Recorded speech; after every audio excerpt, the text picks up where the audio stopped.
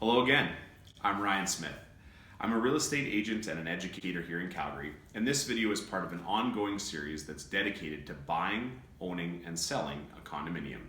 Today's topic is protecting yourself as a buyer.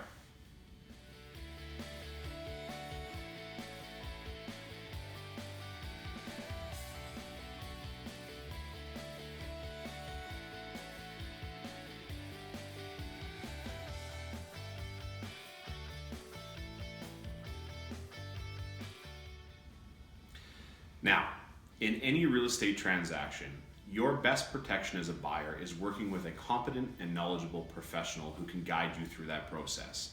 And buying a condominium is absolutely no exception.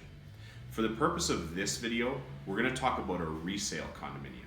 When you buy new from a developer, there's a whole different set of intricacies and rules that go along, so we'll deal with that in another video.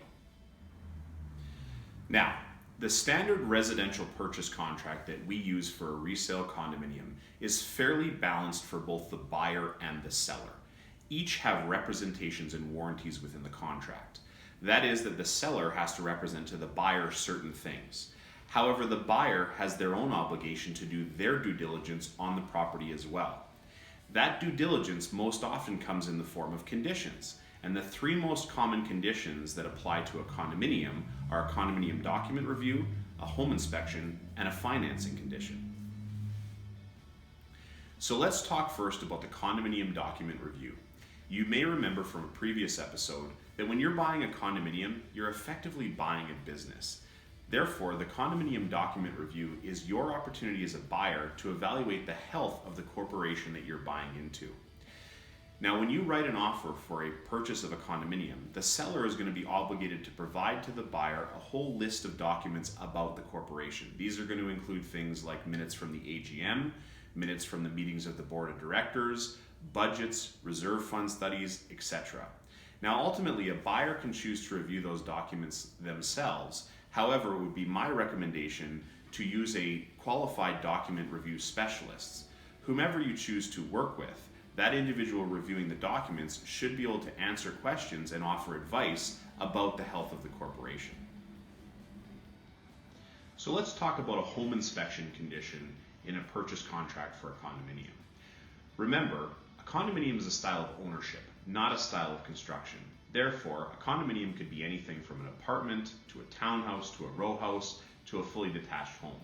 As such, having a home inspection as a prospective buyer is always a good practice to protect yourself.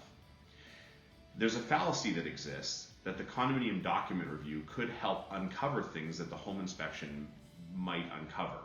This is incorrect. The document review is intended for the health of the corporation, whereas the home inspection is intended to evaluate the individual unit itself. Therefore, a document review should never replace a home inspection. Even if you're considering buying a small apartment, I would strongly encourage having a home inspection as part of your conditions.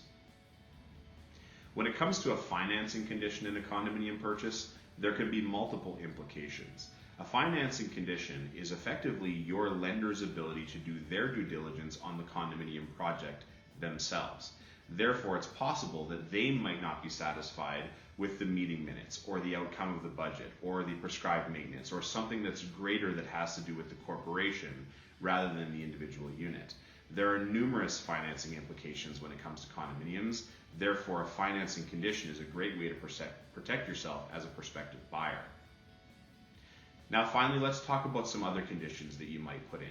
If you have a specific use in mind, such as you have a pet or you have renovations that you want to undertake within the unit, having a condition for board approval for those things is a great way to protect yourself. The last thing you want as a buyer is to take possession of your new home and find out that your pet is not welcome or that the things that you wanted to do to the home are not allowed by the corporation. In any real estate transaction, there is a vital principle of caveat emptor that applies. That means buyer beware. Make sure that you do your due diligence as a prospective buyer by inserting conditions into the contract that are to your benefit to ensure the viability of your purchase. A great way to do that is to work with a knowledgeable and skillful agent who can guide you through the purchase of your new home. Thanks for watching today's video. You're going to find this video and the rest of our content on our website at communitycalgary.ca, in addition to our ongoing condominium blog.